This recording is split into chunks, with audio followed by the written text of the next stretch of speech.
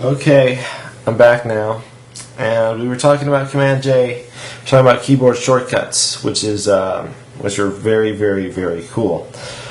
Another keyboard shortcut I keep doing, I'm not even telling you about because I'm so used to doing it, is Command plus or minus, right? So if I hit Command or Control plus or minus, plus brings me into the image, zooms in, minus zooms me out. And you know what's funny? I actually use this navigator every once in a while because actually I'll be working in here. I never use this zoom thing because it's just kind of weird. But I'll be working on this window or whatever, and I want to get to this other window, and I could be doing all this hand stuff, but instead I'll just grab this just like that, and it's a little bit easier to do that. Anyway, see, I don't really use that because it's not cool. Anyway. So, we got Command plus or minus or Control. You gotta know that one because that's the coolest. It's like the cat's meow.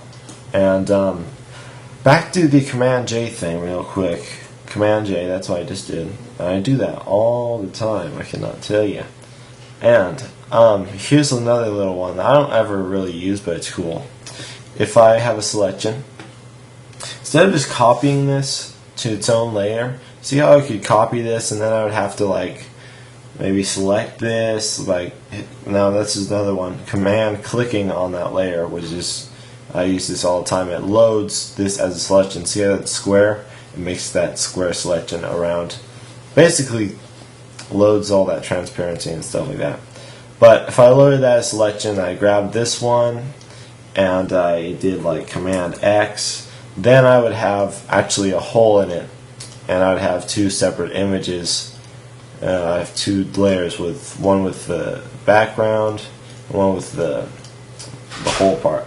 But anyway, but that's not, there's an easier way.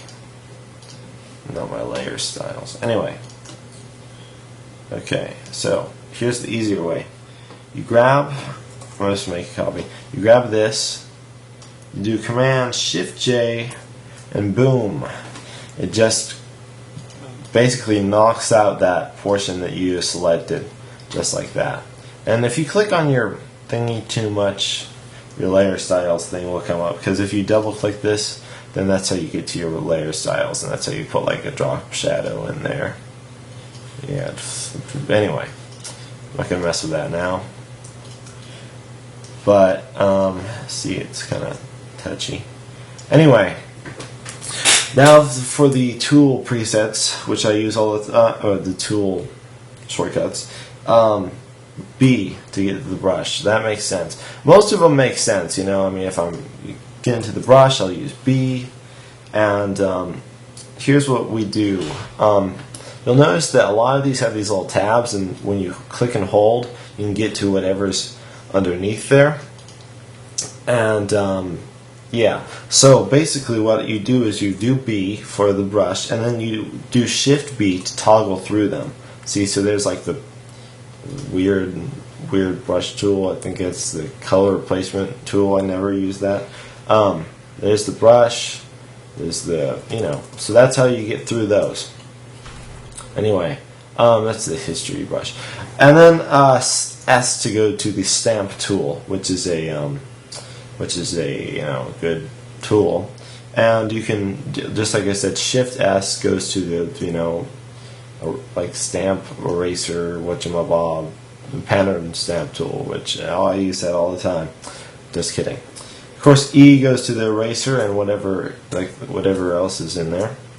And G goes to the gradient. But here's the thing, that makes sense. But if I hit Shift G, it gives me the paint bucket, which makes no sense at all, because paint bucket actually doesn't start with G, and it has nothing to do with G. So just remember that one. I'm going to do Shift G again. But actually, you should never even need to use the paint bucket, because the paint bucket takes up too much of your time. Okay, I'm going to grab a new layer. I'm going to show you what you're going to do instead of it. You could grab this paint bucket and then, you know, do all this stuff, and then you have to click on it and fill the layer. Okay, that's not cool. What you want to do is Command or Alt.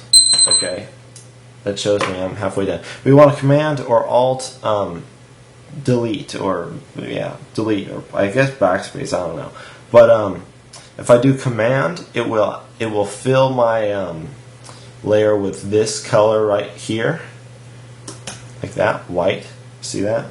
If I do Alt, it will fill it with black or whatever. I can just pick my color, do Alt since it's the one in front, and there's the red right there. And that's it comes in handy all of the time. You know what I mean? And you can certainly make selections and then fill them with black and all sorts of stuff like that. Okay, which reminds me, well, let's go to the lasso tool. It's just L, and then this is how you get through all the lasso tools, Shift L. Magic wand, and this is also the quick selection tool. That's so just W and Shift W. V gets you to the move tool, and that makes no sense. The move tool, but yeah. So then there's C for the crop tool. J, actually, this is actually the what is this thing called? It's called the patch tool, but it also will get you to this red eye fixer and the